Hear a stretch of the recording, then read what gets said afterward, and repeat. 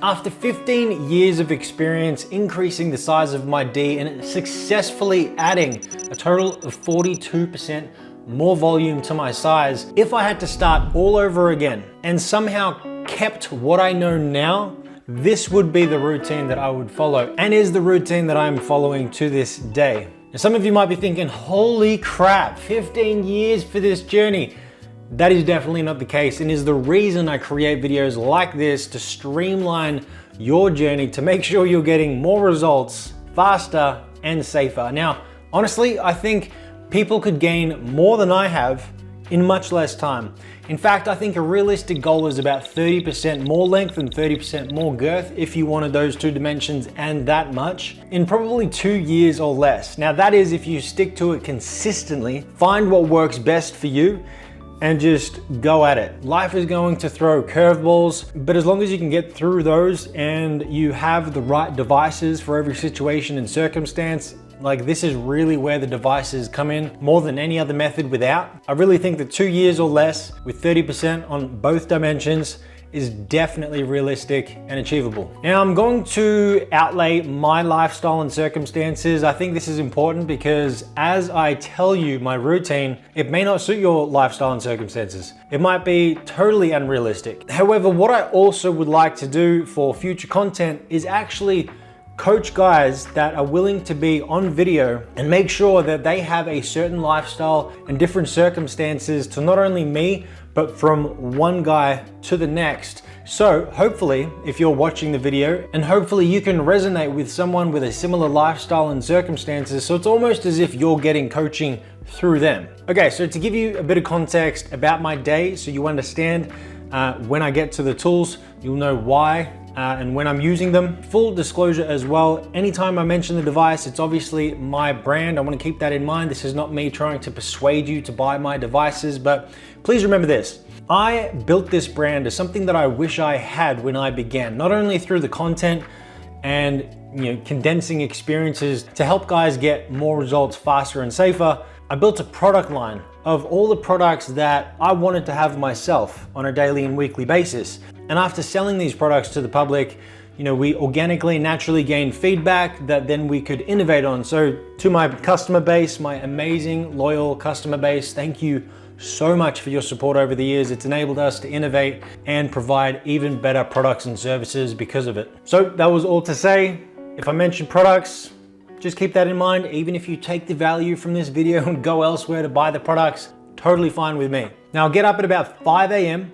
I have a coffee and get straight to work. I'll work between 5 a.m. to about 1, maybe 2 p.m. And for the rest of the afternoon, I'll go to the gym, maybe hit the beach for some cardio or a swim, and then either a bit more work in the afternoon or relax or do something else a bit leisurely. Now this is my day essentially on repeat 5 days a week. And then for 2 full days, I have my daughter full time. So this is essentially my rest time when it comes to PE, or I might just include one device that is super discreet and super passive, like a particular device I'll get into in the video that you just about forget that it's on. But again, if the situation and circumstances allow for it and it's not completely inconvenient and inappropriate, then I'll use it. Now, after I go through my routine at the very end of the video, I'm going to include something that I need you to listen to. All right, if I was watching this video, me giving advice to me as a younger self, but somehow with the knowledge that I have now, this takes priority. This is the most important thing before any routine, before any of the tools, the devices. You could have all the best stuff, the best routine or the protocol, and it would not make a difference, or it would make such a small difference, it is laughable. This is also something that not a lot of guys want to hear. And every time I release content on it, maybe it's not as popular, maybe it feels like I'm lecturing you, but honestly, every time that I have improved this aspect, PE has dramatically benefited.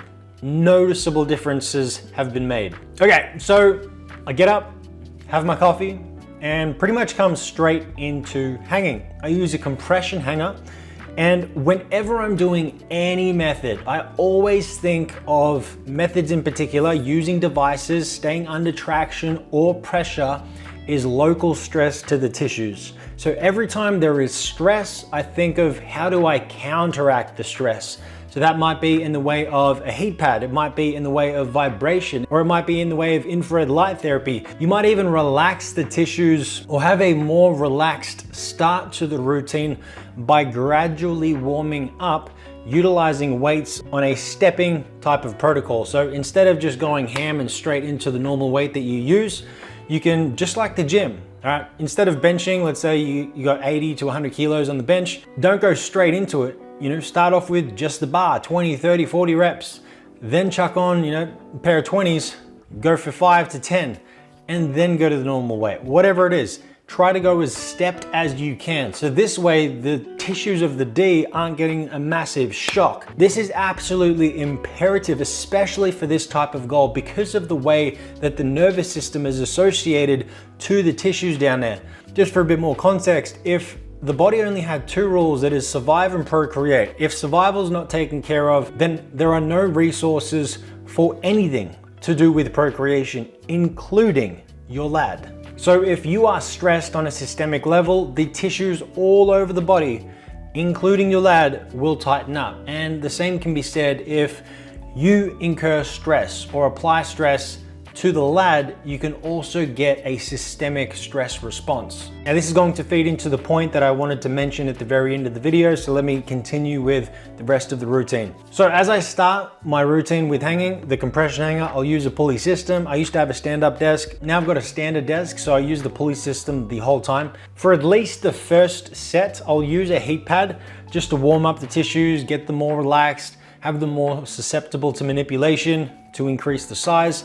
And I'll also be using a weight before my main weight, again, so I don't cause that shock. Now, the second, third, and fourth set, I'll usually do something like fulcrum stretching, meaning I'm targeting tissues along the shaft instead of stretching straight out to manipulate them before going back to anything straight. Now, the reason I do this is because technically, you already stretch with a fulcrum point. Whether you know it or not, it is essentially the point leaving the pelvis. Now, I always found, many years ago, I could never get past this certain point when I stretched straight out all the time, whether straight down, straight out, didn't matter. There was a point deep in my pelvis, and that was essentially where the fulcrum point was. The tissues are stretching around in a way that is being held up by connective tissue that in of itself is a fulcrum. And because a fulcrum can cause the tissues to fatigue faster, this was essentially my bottleneck. So instead, now I use fulcrum points intentionally to fatigue along the whole shaft first, to essentially unlock as much potential for size as I can, and then follow up with straight stretching, even if that means going back to the pad. So I can usually use the heat pad with straight stretching because it actually fits, at least for me, behind the device. Unfortunately, I can't use the heat pad while I'm doing a fulcrum stretch, but I will incorporate as many other things as I can. Maybe I will sit the pad on top, or I'll even use infrared light therapy. Sometimes it's probably not going to work as well. Infrared light therapy really needs as much bare skin as possible. So, really I'm doing around the pelvis and the start of my shaft nearest the base. But another device that I use to this day, it's one of the newest devices that's going to come onto the Total Man range. Honestly, I haven't found anything in the industry like this, but honestly, I wish I had it when I began, like I mentioned earlier, and that is a vibration device. And in this particular case, we call it the vibration hanger. So I essentially add it to my straight stretching, even fulcrum stretching. And in this case, when I'm sitting down, so for the second, third, fourth, and fifth set. So anytime I'm doing fulcrum stretching as well, I want to stretch one side and then the other, just because of the nature of the tissues. They want to lay one side or the other. So you need to make sure you're evening it up. Unless, of course, in my opinion, it might be beneficial for those with a little bit of curvature and they might want to focus a little more on one side. Now, one thing I want you to keep in mind, anytime you have the benefit of relaxing the tissues, this also usually means that you need a lot less weight, which is fantastic because that means that there is less stress, less weight being applied to the attachment point. Now, whether you are using a vacuum device or not, in this case, for me, I'm using the compression hanger. So the compression hanger is clamping the tissues just behind the glands, and obviously whatever weight you're using, that pressure is also like digging into that point. So the less you can use, the better, as long as you can still get to what is considered fatigue, essentially a sign that you are pushing the tissues enough, but not too much. So first set, nice and light. I'll usually go straight out with the heat pad. Second set, fulcrum. Third set, fulcrum on the other side. I'll probably do that another couple times as I'm slowly increasing the weight.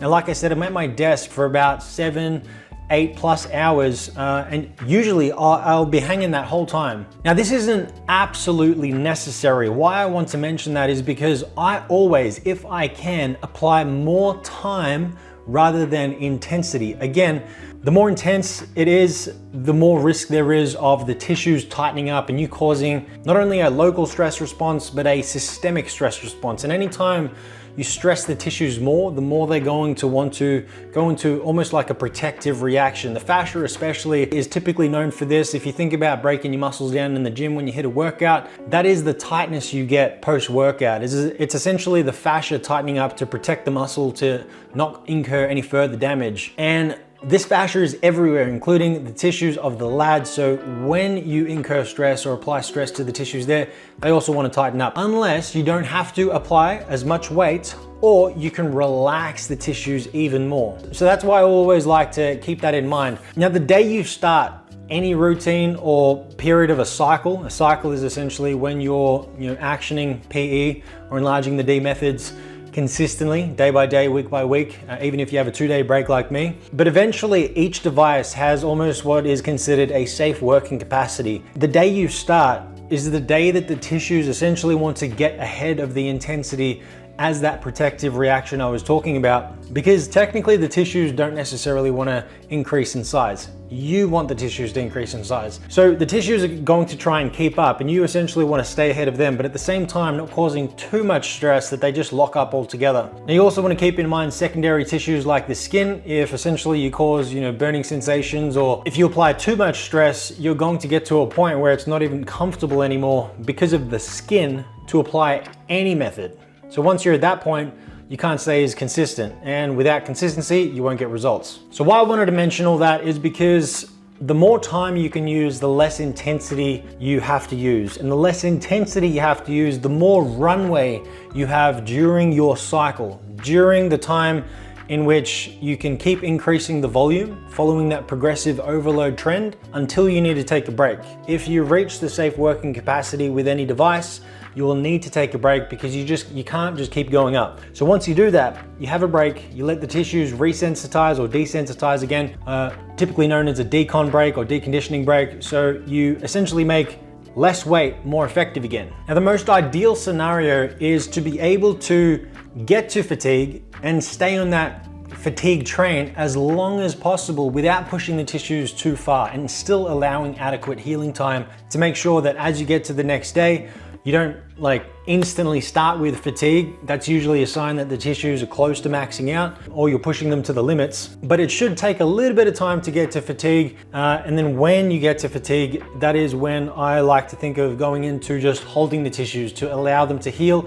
at a much lower intensity. So all that was to say, I will always apply as much time as possible before intensity. Now, not only is it good for that reason, it is also good for the sake of going between step 1 and step 2, right? I consider step 1 stretching. Now, you might think that you're stretching all the time, whether it is traction or pressure-centric methods. You are correct, but the stretching I just want to talk about, and use that as the term for now, is the amount of stretching, the force applied, so that your intention is to manipulate the tissues to increase in size. And then step 2 is holding those newly enlarged tissues. So that newly enlarged state, you're just going to hold it there so that the tissues are essentially forced to heal in that newly enlarged state. Now, why I want to mention this is because the step between these two methods will not only take different devices, or at least it's how I use my devices. So imagine my morning is full of compressive devices. I don't even get into the vacuum chamber for any vacuum method just yet. I'll explain those in a sec. I always want to keep in mind the amount of intensity or force that I'm using with the compressive methods,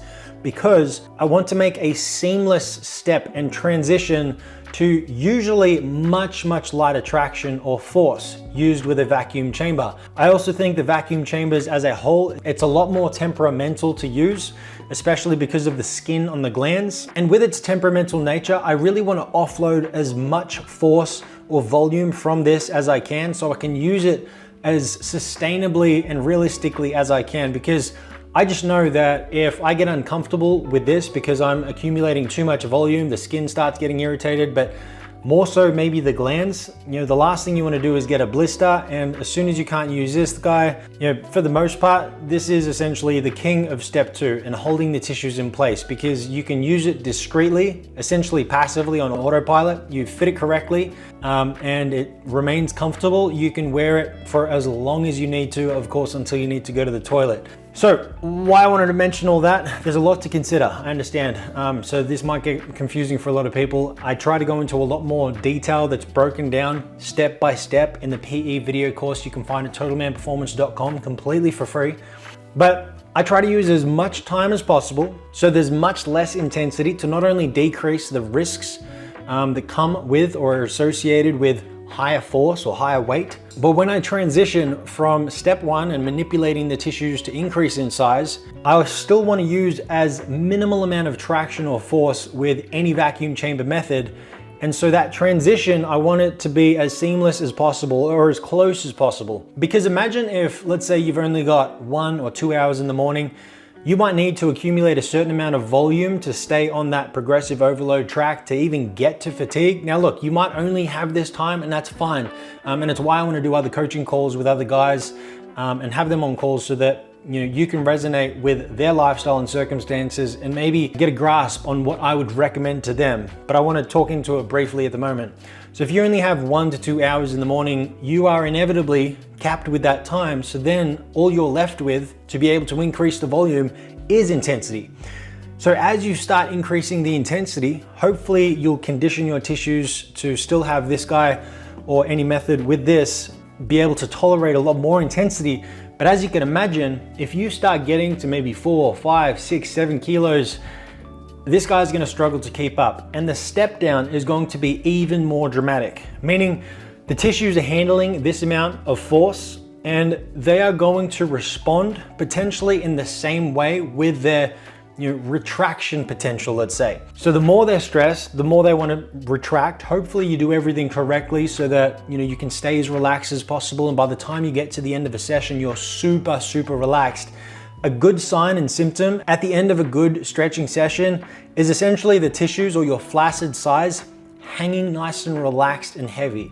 That essentially means if you don't have a turtling effect, your tissues haven't been pushed to their absolute limits and they're trying to retract as a protective reaction. Now I think there will always and inevitably be some kind of protective reaction, but possibly even more so with the inevitable more weight that you may need to use. And if that is the case, imagine the drop down. As you drop from, let's say, 6 kilos and you might just get to fatigue, right, and you've maxed out your time, and now you want to jump into this guy to hold the newly enlarged state. But this guy you've only conditioned to handle, let's say 1.5, maybe 2 kilos, right? If you're doing 2 kilos with this for a substantial amount of time, you're doing good. Think about that drop down. Going from 6 kilos to, let's say, on the upper end, 2 kilos, 4 kilos difference. But imagine the tissues are retracting at an equivalent of even 5 kilos. This guy might be less effective no matter what method you use, whether it is a leg band extender or hanging. So that was quite a long story to explain my thinking to being able to use the most amount of time that I have available. Now, if it comes a day where I only have 2 hours in the morning and I actually have to go out, then that might be the case. Now, while it is less effective, I always want to keep that in mind, because I also don't want to trigger the tissues to be more rigid and in that protective reaction where it might have an equivalent retraction force of the force I use to hang with, for example, that might still apply the next day. All right, so if the tissues are still stressed from the day before because I did decide to use more intensity for less time, I might corner myself or shoot myself in the foot. So I just wanted to say that because that's what I'm thinking about if I have less time. Sometimes I might just do the sessions I can with the compressive devices I have and then almost call it a day. All right, so Look, push come to shove, you might only have those 2 hours and that is all that you have to do. But I'm not saying it's impossible either. Honestly, in my opinion, this is where all the devices that have something to do with relaxing the tissues and having them more susceptible to manipulation becomes even more imperative. Whether it is a heat pad, vibration, or using that, stepping approach. Sometimes the stepping approach works less effectively, especially if you have less time. Like imagine if I've got 7 hours, I've got 7 hours to increase the weight and intensity to the full working force, but I'll also accompany it with as much of the relaxing tools as I can. By the time I get to the end of my working day, so maybe around 1 to 2 p.m., sometimes I'll work a little bit longer, my tissues are a really, really good fatigued. My flaccid is hanging really heavy, really long. For me, that's a really good sign. And that's essentially where I'll jump in to this guy. Attachment for this, might shock some of you. I might even spend 15, 20 minutes, maybe. I get the attachment like to perfection. I'm not going to go into detail on that. I've experimented with so many different protective methods for this guy, but essentially you just want to protect the glands as much as possible and fit it to perfection, because the convenience comes from the prolonged wear you get out of this guy. You can, again, if fitted comfortably and properly, and this is going to take repetition, it's a lot easier said than done. If you fit this comfortably and properly, you can wear it for just hours and hours and hours and hours. All right, so the trade-off is exceptionally good if you really think about it over a long enough time span. So I'll spend a decent amount of time getting it as close to perfect as I can. And this guy will be the choice, whether I do use a leg band, an extender, sometimes even hanging. Why I would use one over the other. Sometimes an extender with the vacuum chamber is a little more consistent, with more accurate force, with less fluctuation. So even as I sit down, move around, sometimes there's less fluctuation and I can have the tension or traction more accurate. With a leg band, usually there is a lot less, but as you can imagine, between your pelvis and your knee, usually where the leg band is just below the knee, there's a lot more fluctuation of movement. So you need to keep that in mind. And it's what I keep in mind, because even if I move my leg like just a slight bit, that movement that is massive, right? So the elastic cord is usually quite long to allow that travel length. The more travel length, by the way, with any device, the safer the device is.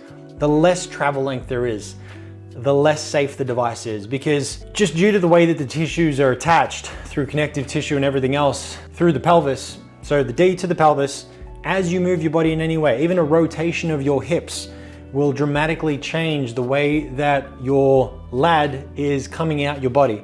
So for example, if you were to sit down with an extender on, it would pull in a certain amount, and usually due to the way that extenders work, it would increase the tension. All right, so if you're trying to be accurate, especially with something that's a lot more temperamental, such as a vacuum chamber, like that could be the difference between getting an injury and not. So always keep that in mind. Travel length is extremely important. But why I just wanted to mention that is because that's what I'm thinking about. Like if I go to a leg band, usually I'll wear that with much less tension. I can get away with a bit more, like slightly more traction if I'm in the extender, but again, it's not necessarily the most discreet device. I'll usually use that while at home. And hanging is, again, much more accurate. If I'm stationary and I'm just, my intention is step 2, holding the tissues in their newly enlarged state, then I might even use weight with my pulley system. The difference there is the weight is always the same, minus the momentum of inertia. If you like move around in your chair or something, the weight might fluctuate for like a second, if that. But otherwise, the traction is the weight that you use.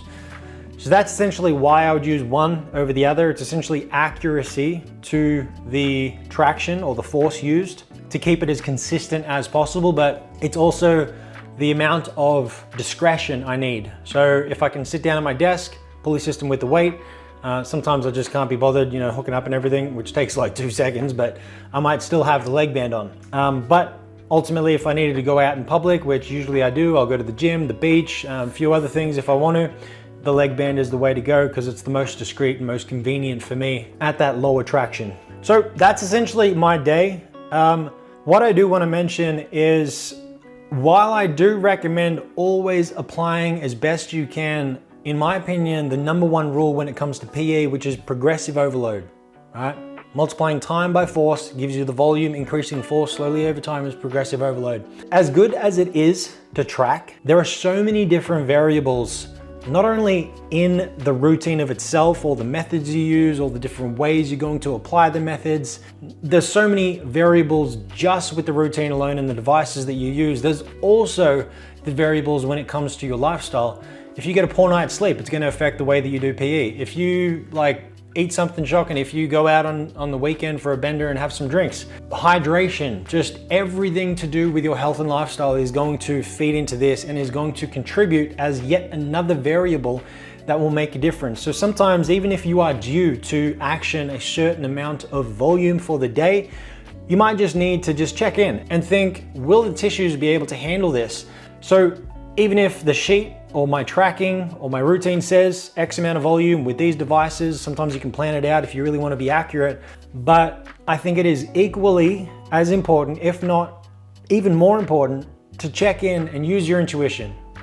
Bit of common sense, check in with the tissues, listen to your body, listen to your lad. And in doing so, this is definitely one of those things, it's a lot easier said than done. And it's going to take a lot of repetition and a lot of time to be able to really check in and know, each feeling and symptom and work out a solution according to that. But you'll get much better with it over time.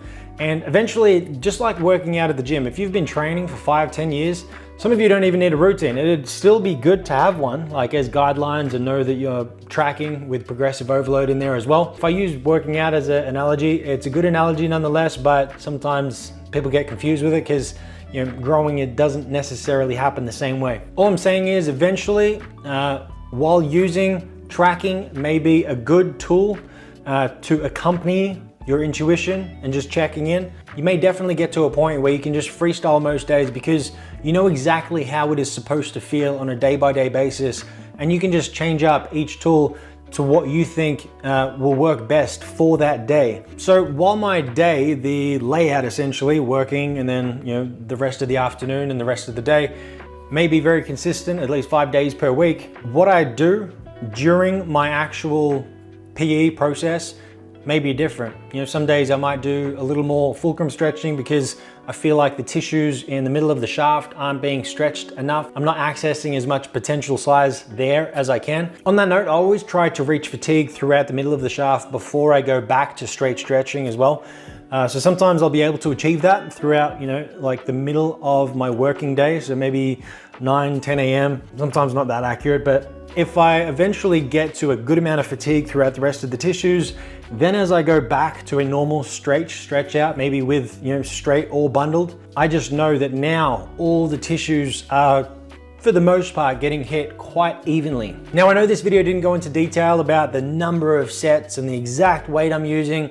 Too many people want the exact figures, and that's going to change from person to person, even my day to day. So I can't give that to you, and I think that would honestly be inappropriate and irresponsible of me to do that because I don't want anyone following everything to the T. And it's why it makes creating a regime for anyone super difficult, close to impossible. And it's why I created the PE video course of 4 weeks of taking 15 plus years of my experience condensed down into a step-by-step process, and even providing you a tracking sheet. So you might not only need to track in the beginning, and eventually with enough repetition and enough time under your belt, you'll be able to freestyle it in most days and still get results as consistently enough to get that ultimate goal within that 2-year time span I was talking about. So please keep that in mind. I just wanted to give you a general overview of what my day looks like, the things I think about that I think have and will lead to the best results. Now, my journey has definitely been on and off so often. It wasn't a 15 consistent years of trial and error, I'd hit it for a few months and then give up for a few months, or even like a full year or two. So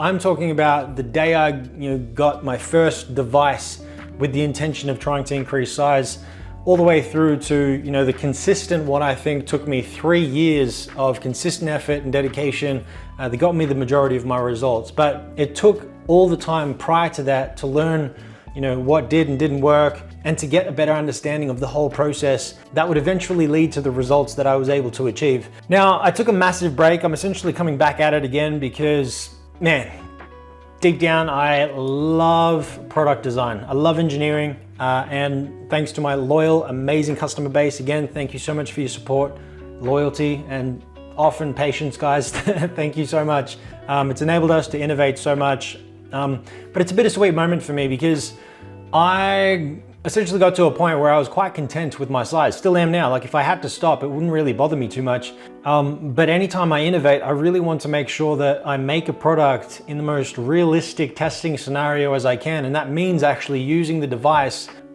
in a real environment to make sure that it's always comfortable. I'm using, the full intensity that I need to at the time and in the circumstances that the device will be used in, so I can realistically estimate, is this device good enough to bring out to the market? Now, why I say a bittersweet moment is because I am content with the size, and there will definitely be a point where, like, maybe I don't want any more size.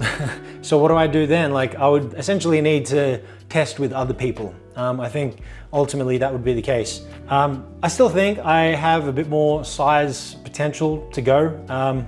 But once again, I think I also, because of the journey and all the experimenting I think it's a bit of a theory, but I think I maybe seized up a bit of the tissues, or let's say locked up the access due to the intensities that I have used in the past. But again, it could be theory, but it would be great to see, if I was able to get more results beyond this point, maybe using different protocols and different devices. Now, to this point, if you're someone in a similar situation, similar lifestyle, similar circumstances, I personally think that what I've laid out and put in there as considerations, I would highly advise to keep in mind at all times. I think working from home is obviously going to be the best scenario for anyone trying to execute or action this journey, but not everyone is going to have this kind of lifestyle. Maybe it's not even one that you want, and that's totally fine. So that's again why I want to have coaching calls with other guys that's willing to come on videos so that I can essentially coach them and help other guys almost as if I'm coaching them. And the last thing I wanted to mention, literally the number one priority. Like, it takes priority before any device, before any protocol or regime. Even if there was some magical single routine that somehow I could say, this is the routine that will get you the results. If that was the case, it's not, but if it was, after all the perfect stuff, if it was, this would still take priority as the most important thing. It would come before it all, because this will literally make or break your results. And again, this is the stuff that most guys I don't think want to hear, but I'm hoping that you are someone that already implements this to the best of your ability with what you have for now. And that is your health, fitness, and wellness. I mean, everything from your mental, emotional, and physical aspects are just as on point as you can at this point in time.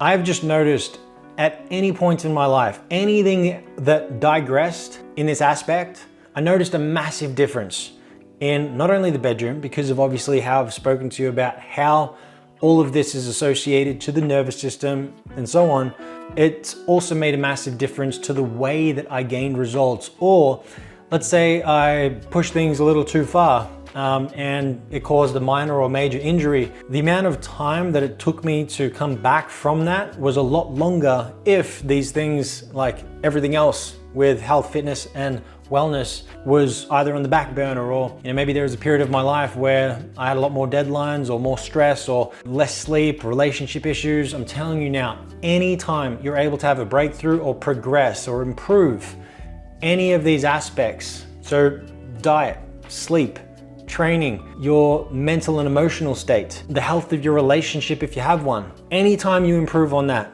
it will, I guarantee you, it will show up in the bedroom, and it will show up with this specific goal, which is why I'm so passionate about this goal, because the size as what I think is the cherry on the top, the addition, the accompanying project and goal that I think you should be working on amongst all the other priorities in your life. It is the sign, it's the symptom. If you are able to get more size, you have essentially unlocked, you've accessed the size results because of everything else you are doing. You are being a total man as best you can with the resources and the time you have now. And that has unlocked your ability to get more size. Again, because of how everything is associated with the nervous system. Essentially, if you take care of survival, even to an optimal level, you're not only surviving, you're now thriving. Now you've unlocked, again, due to the way everything works in the body and the nervous system, you've unlocked that potential for size. You are a total man working on every aspect of your life. And now you've got this opportunity.